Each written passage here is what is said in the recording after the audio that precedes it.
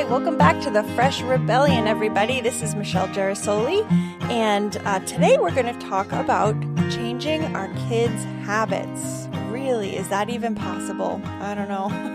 I've been working on this since the day they were born. I want them to be great kids, and, we want to have our positive influence, and I think moms now, millennial moms, are a little more chill about this stuff. They just seem to go with the flow. So I want to give them some insight that I wish I had back in the day when my kids were babies, because now they're teenagers and they're kind of rebels of every day. So every day in my house is a challenge, but I have a vision for their great health and vibrancy, and I want to share with you some things. So I'll tell you, growing up, there were food trends, right? We had the trend where eggs really weren't that good for you. You really should just have one a day. Or butter is definitely too much fat, so we want to eat margarine. And then you come flip to today, and margarine has bad oils, so you really want to try to eat butter, but not too much of it, and go with olive oil because so it's hard to follow all those trends, right? And that beyond those things, I didn't really think too much about it. I knew the pyramid. You were supposed to have somewhat of balance in what you ate and not too much candy, right? That always stuck with me. But it wasn't really until recent years, maybe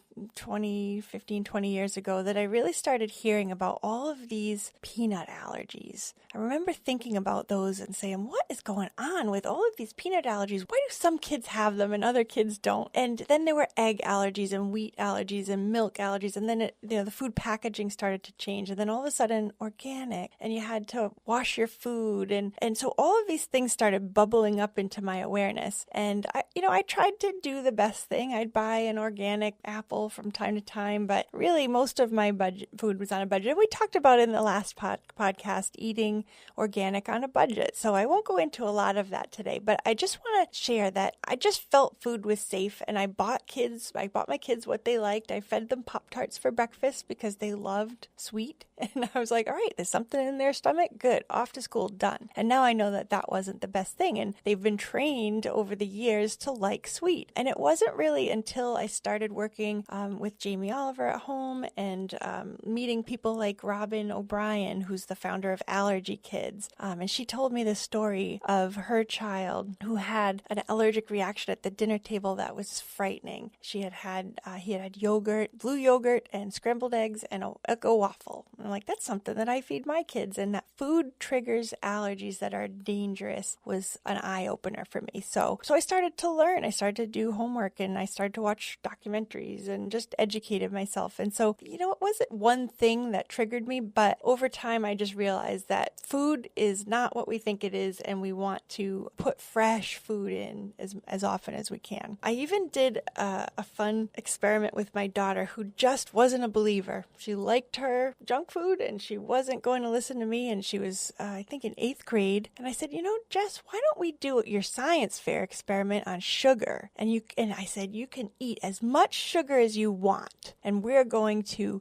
track how much sugar you eat and how you feel. And she loved that idea. All of her friends couldn't believe that her healthy mom was going to let her eat as much sugar as she wanted for a whole day.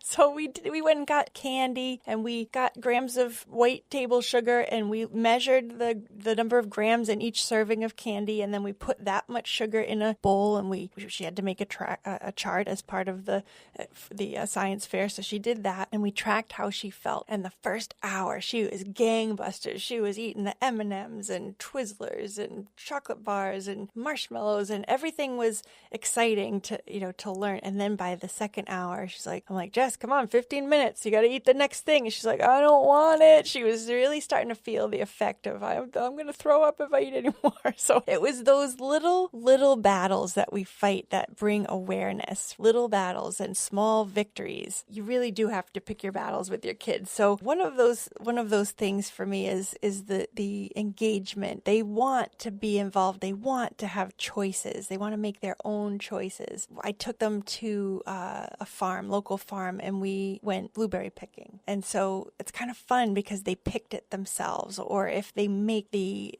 pancakes themselves and put the blueberries in it, then if I just said, we're having blueberry pancakes, it would be, I want chocolate chip pancakes. Well, not today. You're going to have blueberries. Nope, I don't want to eat it. So it's giving them the control back. And then one day they might come back and surprise you. I took Jess to the store with me yesterday and we were getting some ingredients for a cookout that we were having some friends over. And she said, Mom, why don't we get a veggie platter? Everybody likes those. I'm like, who are you and what have you done with my daughter? I was so excited that was her suggestion. I'm like, yes, I'm making an impact. So those things feel good. And sometimes, it's just leading by example. I know what I like to eat and I'm going to continue to buy it. And honest to God, every time I take my kids to the grocery store, they tease me now like, Mom, can we buy Lunchables? No. Can we buy Gatorade? No. So it's being consistent, leading by example, and just modeling good behavior is my best advice. I'm jealous. Some of my friends' kids just eat whatever they put in front of them. Mine were never that way. They were a little more fussy. So if you have a fussy eater, I'm here to give you hope. You can do it. They're watching you. They're watching what you are eating. Another thing you could do is just the one bite rule. If you put a big hunk of spinach down and they hate spinach, all they have to do is try one bite every time you cook it. They might just try that one bite and you're going to throw the rest of it away. But over time, they're going to be like, all right, spinach doesn't kill me. You're in it for the long-term victory, not the day-to-day. Just let them have that one bite and let it go because you don't want it to become a thing, right? You don't want it to become a control war. So one thing I want to tell you about that I'm really excited about is a new product that Purium has coming out, which is an anti-GMO product. It's the first on the market and we have an exclusive on it, and you can find out more information about it on the freshrebellion.com website. But I want to tell you right now, if you think about it, we talked about GMOs and glyphosate last time in the last podcast, and what that means is there's a toxin that is in a I don't want to name the product name, but it's called glyphosate, and it kills anything that's not or anything that's a plant. So the food has been modified to make this weed killer think it's not a weed. What we've learned, the state of California just declared that glyphosate is cancer causing. So it is in our food. It does not have to go on the label, and it's a carcinogen. It causes cancer. Bad, right? 75% of all of our food has it. So that's a problem we didn't even know we had. When we go out to eat and we get a pizza, that dough might have glyphosate in it. So if you think about it, when we're trying to protect ourselves, what can we do? We can block something, we can suppress it, and we can repair it. So if you go out and you're trying not to get a sunburn, what do?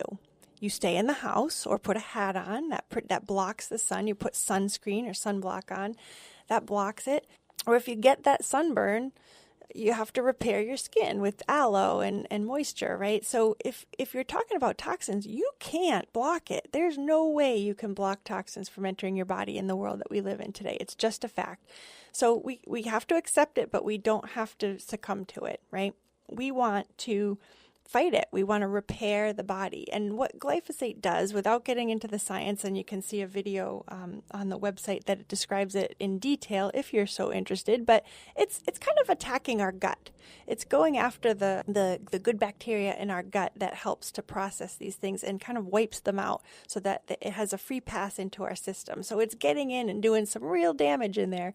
And Purium has just announced a new product called Biome Medic, and they pronounced it Biome, which is fun. Biome Medic will help to repair that gut and restore that good gut health, which is a wonderful, wonderful product, and it makes our system healthier. So again, more information on the website on that. I'm really excited to be part of it on the freshrebellion.com website. I think that we have really covered some ground here for moms who want the best for their kids. You want to give them the best education. You want to give them the best opportunities. We are bringing them to sports fields and piano practice. And, we tend to make busy part of our day.